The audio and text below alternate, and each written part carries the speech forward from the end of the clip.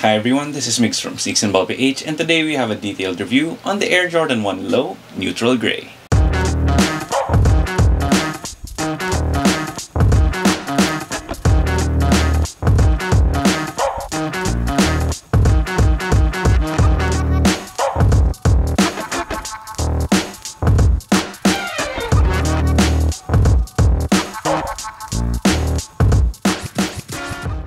Before we get started, if you do like the video, please make sure to leave a thumbs up down below. And if you have any comments, questions, or any suggestions for future videos, please feel free to leave them in the comment section down below as well. Then I'll also be leaving a link to the SNBPH Sneaker Hunters Facebook group in the description box, so I do hope that you can join us over there because that is a place where we talk about sneakers and basketball quite a bit, and it's also where I hold my monthly giveaways. We also have a steel cabinet over there, which is essentially my old shoes that I reviewed or old shoes that I had before that I sell for way below market value. Then if you haven't already, please make sure to sub to the channel because it really does help us out quite a lot. Then with that out of the way, let's take a look at the Air Jordan 1 Low Neutral Grey. I was really surprised when they first leaked this shoe and when it actually released because we haven't seen this OG colorway on the Air Jordan 1 Low since 1985. In my opinion, they did a pretty decent job retroing the shoe, but there are some issues I have with how the outsole looks as well as the swoosh, which I will definitely get into more detail later. This is an OG colorway though from 1985, like I said, and it is a little bit hard on the internet to find like a complete list of all the OG Air Jordan 1s. So I thought with this review, why not just detail all of the OG Jordan 1 colorways as well, just so that I can make everyone aware. I do think I'm pretty much on the money with all of these, but if you disagree with me or if your sources tell you otherwise, feel free to correct me or to have a discussion in the comment section down below. So for the OG Jordan 1 Low that released in 1985, I did find two colorways, namely the Neutral Grey, which used to be called the Natural Grey, and the Jordan 1 Low Metallic Blue or Metallic Navy. I'm not 100% sure that these are the only Jordan 1 Lows, but that's all I could find. And if there were other Jordan 1 Lows, they were probably just regional releases, which is most likely why not a lot of people know about them. Then for your OG Jordan 1 highs, of course, you have the Breads, you have the Chicagos, you have the Shadows, you have the Bread Toes, you have the Black and Royals, you have the OG UNCs, you have the Pandas, you have the Kentuckys as well, or they're also sometimes called the Storm Blues. And then you also had the Neutral Grey or Natural Grey Jordan 1 High, which also released earlier this year. Then lastly, for the OG Jordan 1 highs, you did have the Metallic pack, and in that pack you had the Metallic Blue or Navy, the Metallic Green, the Metallic Red, the Metallic Orange, the Metallic Purple, and the Metallic Black. Then for the last 1985 Jordan 1 releases, you had the AJKOs, with the first one being the Jordan 1 AJKO Chicago, which I also reviewed a few days back. You also had a Bread AJKO and a Jordan 1 AJKO in the Natural Grey or Neutral Grey colorway. It was a bit surprising for me, and I guess it was also pretty surprising back in the day that there were so many colorways of the Jordan 1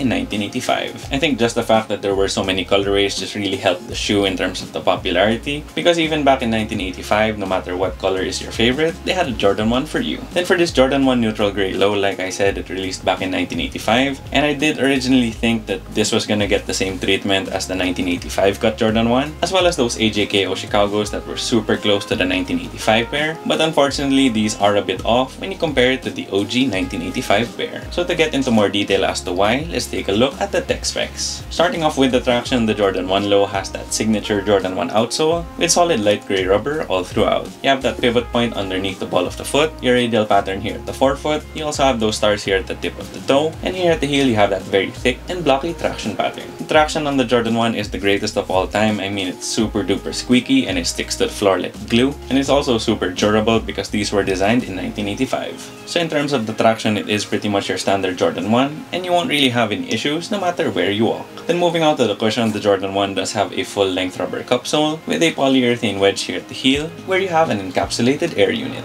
The cushion on the Jordan 1 has always been a pretty basic cushion setup. I mean, these did release in 1984, so there wasn't really any mind-blowing cushion technology then. Across all the brands, the rubber cup sole was pretty much still the in thing, but at least with the Jordan 1 you did have some additional heel cushion with that air unit and polyurethane. The one difference though in terms of the cushion, or more so the midsole, is that the sculpt on the midsole for this Jordan 1 Low is not the same as the Jordan 1 OG High 85 cut, because if you look at pictures of 1985 1985 Jordan 1s or even the 85 cut Jordan 1s that released earlier this year, the midsole isn't as straight as this, and it actually has like these peaks and valleys that seems to contour around the foot. I don't think it made any difference though in terms of how the cushion felt, but I think if Jordan Brand really wanted this to look as close to the 1985 release as possible, they would have put the same sculpting on the rubber cup sole. Then for the materials, this Jordan 1 low does have a pretty much all leather upper, and the leather is nice and soft, and they also use really thick cuts. You can definitely see the cuts of the leather on the panels, and they do use pretty genuine leather, and it just feels super nice in hand and on foot. I mean, I did try this out on foot, and it just really flexes with your foot really well. On the shoe as well, here on the Nike swoosh as well as that heel tab, you have some pretty nice suede. I mean, it's pretty nice and thick suede, and it's also really soft, and I think it's a really nice premium touch. You also have your standard Jordan 1 nylon tongue and a textile sock liner.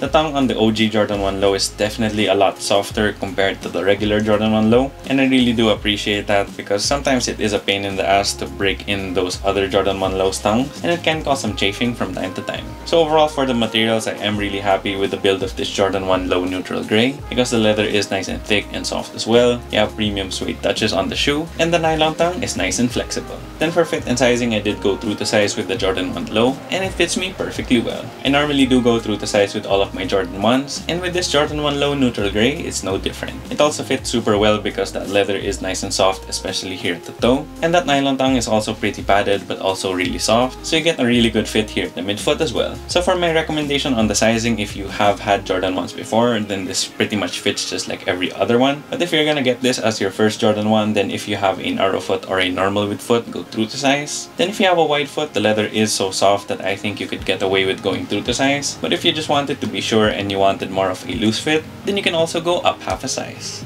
And moving on to the aesthetic details, the neutral gray colorway of the Jordan 1 is definitely one of the most simple OG Jordan 1 colorways because you pretty much just have a lot of white with some touches of light gray. For the outsole, you do have that super light gray, and then here at the midfoot, you have your Nike branding. Then moving on to the midsole, that rubber cup sole is all white, and then on the upper, it is mostly white because you have white on all of the leather panels. You have white on the nylon tongue, then you have a little bit of neutral gray on the accent pieces of the shoe, here on the Nike swooshes on the lateral and medial side, as well as that heel tab. Here on that heel tab as well, you do have a debossed Air Jordan Wings logo, and that's also in gray. Then here at the tongue tab, you do have Nike Air branding in neutral gray as well. You also have Nike Air here in gray on the insole, and then for the laces, it does come out of the box with these white laces, but they also give you an extra pair of neutral gray laces. In terms of the details on the shoe though, I think there could have been some room for improvement because the toe box here on this Jordan 1 low is pretty much the same as all of the Jordan 1 lows, mids, and highs that we've been getting since 2001, and it's definitely not the same as the 1985 because the 1985 cut of the Jordan 1 has a wider toe box. You also have a difference with the Nike swoosh because the 1985 cut also has a larger Nike swoosh, and the last thing I think they could have improved is add another eyelet because weirdly enough, this Jordan 1 lacks an eyelet because the OG Jordan 1 low actually has 8 lace holes per side, and with this retro, you only have 7. I wasn't really sure if it affected anything, but when I laced up the shoe, the laces were pretty long, so I guess, you know, in a way, we needed that extra eyelet. And it's just weird to me how they weren't able to do it on this shoe when they were able to do it with that 85 cut neutral gray Jordan 1 high and the Jordan 1 AJKO Chicago. Then for the overall aesthetics, I really just love the colorway of the shoe. It is super simple since it is mostly white with some hits of neutral gray, and that really makes it easy to style because you could wear this with shorts, you can wear this with pants, you can wear these with crew socks, you can wear some no-shows, and you could pull off a pretty tonal outfit with this one, or you could have a pretty colorful outfit with this being the balance. It's just a super clean colorway in my opinion, and I also really love it because it is an OG Jordan from 1985, and honestly, even though they didn't make it as close to 1985 as I wanted, it still looks pretty dope. Then for the price, the Jordan 1 Low Neutral Gray retails for 7,195 pesos here in the Philippines, or $130 US. The OG Jordan 1 Lows are a bit more expensive than the regular Jordan 1 Lows because I think those go for around 5,000 pesos or maybe even less, which roughly equates to around $100 US.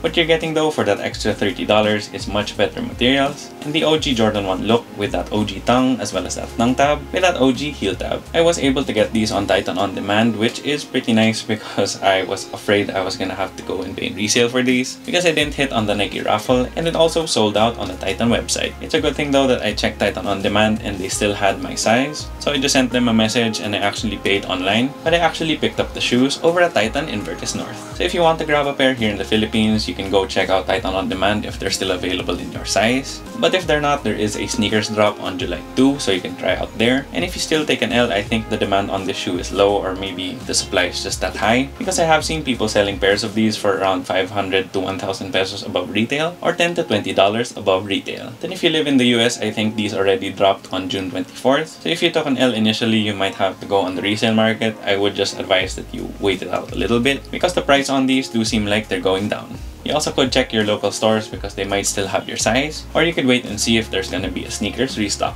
So there you have it, guys. That was my detailed review on the Air Jordan 1 Low Neutral Gray. Once again, if you haven't already yet, please make sure to subscribe to the channel and click that bell icon for notifications.